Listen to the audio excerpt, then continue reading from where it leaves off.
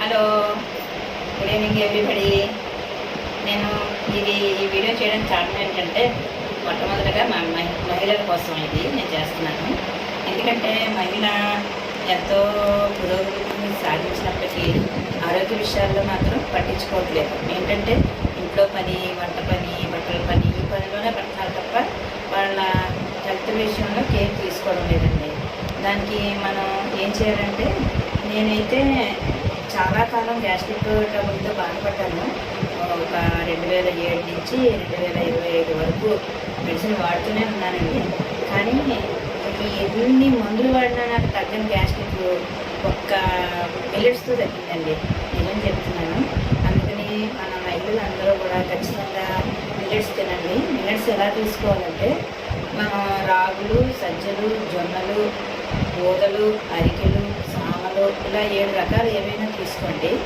అవన్నీ కూడా equal parts తీసుకొని అవన్నీ దేనికి దానికి కడిగి ఆరబెట్టి వేపి వాటిని అన్నీ కలిపి మిక్స్ చేసుకోండి. అందులో ఓట్స్ కూడా ఒక గ్లాసు రాగులు వేస్తే ఓట్స్ ఒక పావు గ్లాస్ చాలండి. అన్నిటికీ కలిపి ఒక పావు గ్లాస్ మాత్రమే సరిపోతుంది ఓట్స్ మొత్తం. వాటిని చక్కగా వేపుకొని పౌడర్ చేసుకొని ఒక గ్లాస్ నీళ్ళు మరిగించుకోండి. ఒక గ్లాస్ నీళ్ళల్లో ఒక 3 స్పూన్లు కలపండి చల్ల నీళ్ళల్లో. దీన్ని తీసుకెళ్ళి అందులో కలిపి మనం రాగి జావ ఎలా తయారు చేసుకుంటాం, సేమ్ అదే ప్రాసెస్ కూడా. తర్వాత పెరుగు చక్కగా మజ్జిగలాగా చిలికేసి ఆ పెరుగుని అందులో వేసి కలుపుకొని సాల్ట్ వేసుకొని తాగండి.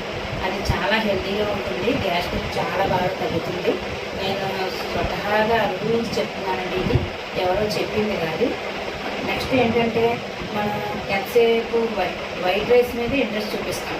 కానీ మనసు వైట్ రైస్ వదిలి వీటిని తిన్నాం అలవాటు చేసుకుంటే దీని మీదకే వెళ్తుంది మనకి. ఎందుకంటే వైట్ రైస్ వల్ల కార్బోహైడ్రేట్స్ ఎక్కువ ఉంటాయి. దానివల్ల కాళ్ళు నొప్పులు వస్తాయి, దానివల్ల పొట్ట వస్తుంది, దానివల్ల అనేక రకాల మైనస్లు ఎక్కువ ఉన్నాయి తప్ప దానివల్ల మనకు పాజిటివ్స్ అయితే ఎక్కువ లేవు.